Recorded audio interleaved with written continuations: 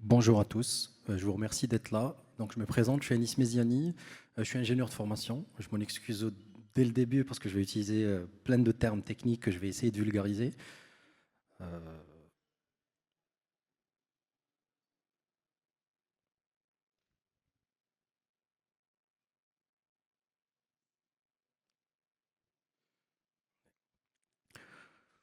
non, non, je peux commencer. Donc, j'ai choisi le titre L'ère des plateformes au service de l'industrie. Il y a quelques années, j'ai découvert le livre de Gilles Babinet qui parlait de l'ère des plateformes au service de la transformation digitale. C'est vrai qu'à ce moment-là, il s'est plus projeté par rapport aux corporate et aux grosses entreprises.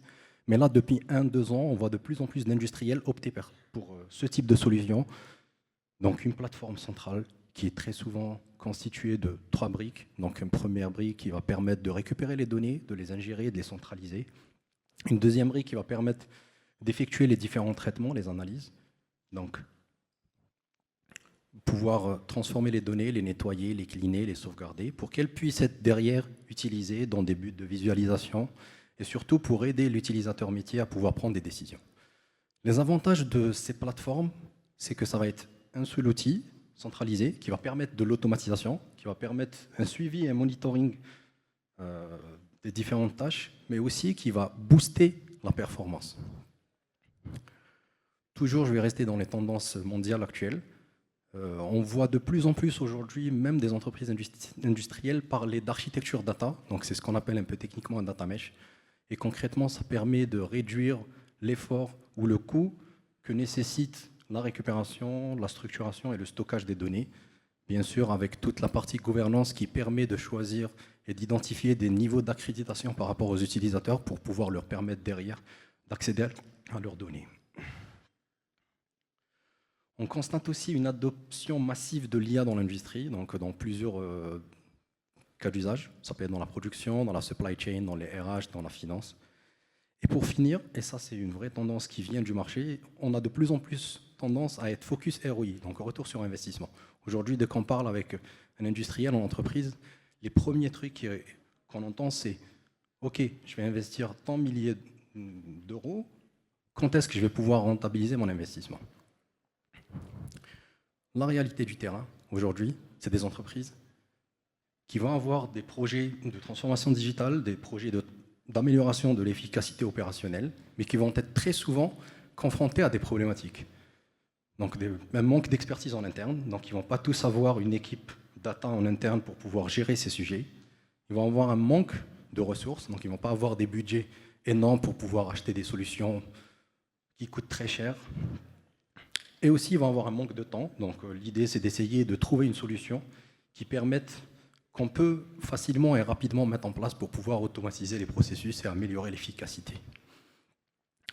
C'est exactement ce que nous avons développé. Donc Think2 Analytics, elle va être composée de 3 briques. Donc la première brique, c'est un peu un ETL qui permet de créer des pipelines de données, de chercher de la donnée des ERP, des CRM, des MES, des capteurs, des fichiers. Très souvent aujourd'hui, on travaille avec des industriels, même s'ils ont un ERP sur place, mais les collaborateurs continuent de travailler sur.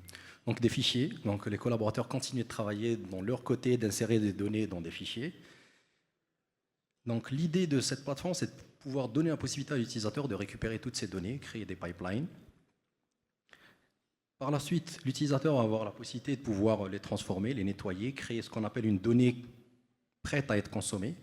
Et pour finir, la plateforme permet de pouvoir créer des dashboards sur mesure, des tableaux de bord sur mesure pour répondre aux différents besoins métiers, mais aussi de pouvoir créer des rapports qu'on va automatiser. Et c'est là qu'on va se différencier des solutions de visualisation classiques, comme il y a l'ETL qui permet de créer des pipelines pour récupérer automatiquement la donnée et la remettre à jour. Les rapports qui sont créés sur la plateforme peuvent être automatisés directement en une seule fonctionnalité. Je peux vous montrer un ROI client juste après. Les avantages fonctionnels de notre plateforme aujourd'hui, ça va être la centralisation des données, ça va être un système unique qui va regrouper toutes les données des clients, une automatisation, parce qu'on va automatiser à la fois la récupération, transformation des données, mais aussi plusieurs tâches chronophages qui sont faites par les différents utilisateurs, et surtout avoir un outil central de suivi et de monitoring de toute la partie data. Et en termes d'avantages financiers, donc là, On réduit considérablement les coûts. Donc, au lieu d'acheter plusieurs solutions, acheter un ETL à part, acheter un outil de visualisation de BI et surtout, très souvent, payer des prestataires pour pouvoir développer des cas d'usage spécifiques de machine learning et d'IA, tout est centralisé sur la même plateforme. Aujourd'hui, on garantit un retour sur investissement très rapide, en quelques semaines, voire en quelques mois. Et surtout, l'avantage de mettre en place une plateforme comme celle-ci, c'est qu'on peut, au fur et à mesure, effectuer des modifications, changer un ERP, changer une base de données, modifier les tableaux de bord, modifier les rapports et surtout rajouter des cas d'usage au fur et à mesure sans forcément engendrer des coûts supplémentaires. Pour vous aider à vous projeter un peu avec toute cette technologie, j'ai présenté 2 cas d'usage. Un premier cas d'usage qui est un client dans le transport et le stockage. On les avait rencontrés au début parce qu'ils avaient plusieurs problématiques exposées par les différents managers opérationnels. Donc un manque de suivi sur l'activité commerciale, difficulté de planification des tournées et une perte de temps énorme dans les tâches chronophages.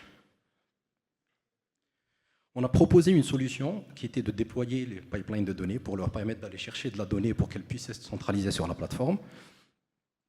On a créé des tableaux de bord clairs, simples, qui leur permettaient de trouver l'information à un endroit tout le temps.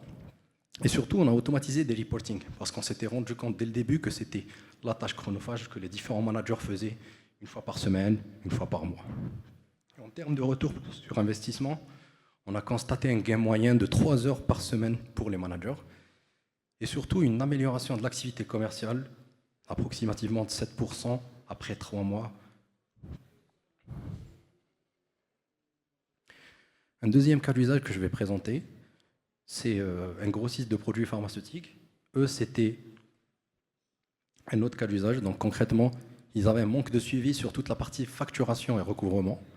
Ils avaient des difficultés à suivre les encours et à prioriser les recouvrements.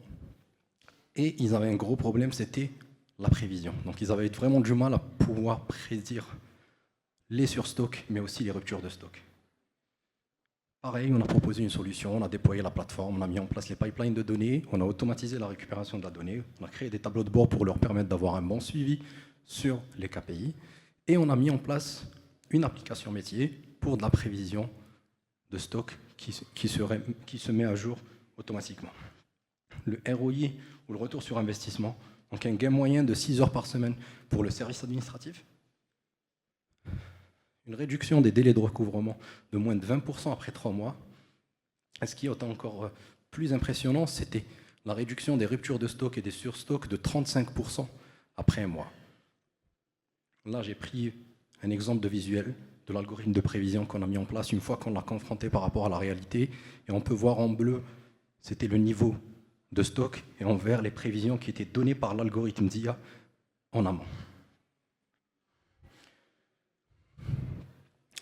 Et pour finir, donc, nous sommes prestataires référencés comme offreurs de solutions par le Grand Est de développement, mais on est aussi référencé prestataire du module Data IA de la région Grand Est. Je ne sais pas si vous connaissez le mécanisme, et qui permet d'avoir des aides à hauteur de 10 000 € pour toute la partie diagnostic, montée en compétences, diagnostic technique, mais aussi elle peut couvrir certains frais d'ingénierie de mise en service. Je vous remercie pour votre attention et je serai juste là, j'aurai un stand si vous avez des questions. Merci.